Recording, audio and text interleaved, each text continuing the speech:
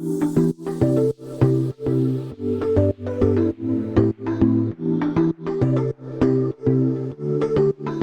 of all, thank you for being here. And could you briefly introduce yourself and your field of activity?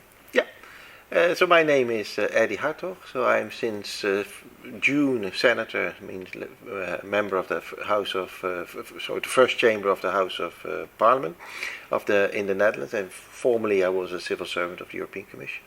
Okay, and my second question is how did Ukrainians integrate in the Netherlands human capital, and eventually can you see any different trend right now? I don't see in detail what is happening in the Netherlands, but in a way what is good is that there's almost no news, which means that what you see is that they are integrating. There's housing now for them. The kids are going to school, and although it's of course strenuous because they're still looking at eastwards what is happening to the family, they are settling. They have their comfort, they have their security, and hopefully they will also learn a little bit of the Dutch society. Okay, and how would you describe the position as a civil servant of EU, the position of the institution about Ukrainians through the years and also right now? Sure. Of course, it happened when I was still a civil servant in the European Commission, and it was a shock to everyone. I mean, no one was expecting this, of course, but I think we adapted it very quickly to this with a very open attitude, not only on the military side, which was much more the member states, but also as an institution, we made sure that rules that could not be broken were broken, with access to funds and help, and things went quicker than we would otherwise have seen. And we were earlier together in a seminar where we heard a lot of programs now opening up to the Ukraine. So I think it's all been very positive experience. Maybe you can add something in terms of future Ukraine as a candidate to EU. Yeah, of course the accession to the EU will take its time. I mean, there will be a mismatch of expectations. I think also politically we need to manage that, because it's only in the interest of the Ukraine to enter when you're fully ready, because if you don't, it's going to be more problematic than of a help. But what is good is that you see preparations, you see the president as well showing leadership in doing a number of steps that need to be done. And what I particularly like is that there is a lot of understanding of the Ukrainians of the European Union and vice versa. I mean, it's in a way the country is the best prepared from everyone, because we have had so much interpersonal interrelationships between the people, and I think that is going to be a very positive feature for the quick integration of the Ukraine in the European Union.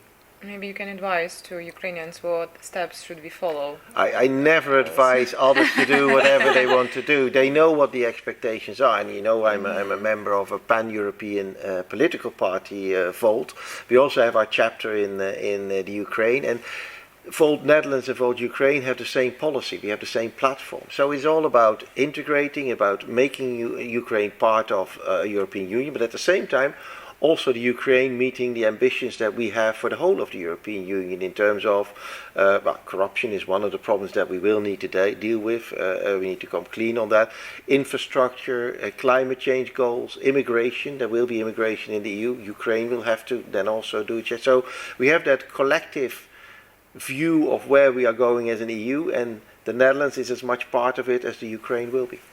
And how do you think the full-scale invasion and the Ukrainian potential candidate in European Union, does it shift a lot in European society, and does war impulse on? I mean, the entrance of the Ukraine will have a major impact on the European Union, simply because of its size and its state of its economy, the structure. It will be a completely new element in the European Union.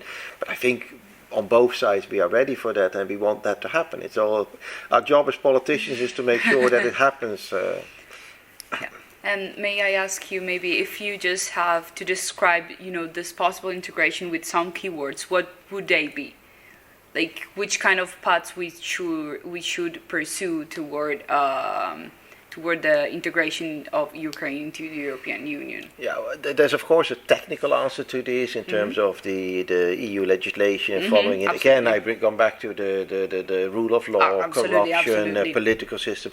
So there are all these elements that need to be negotiated, and we need to be ready on both sides for this.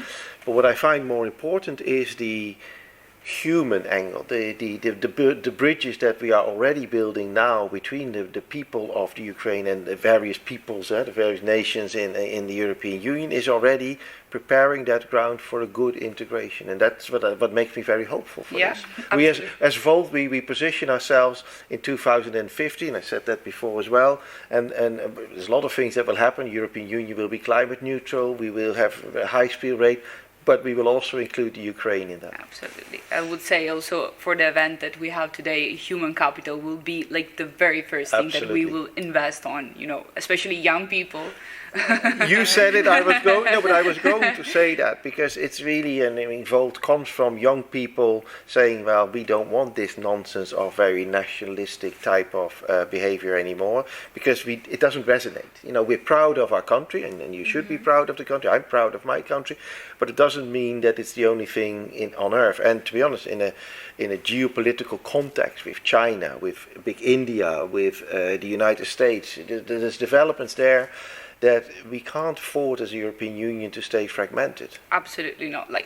One of the core of the European Union is the community itself. Absolutely, yeah.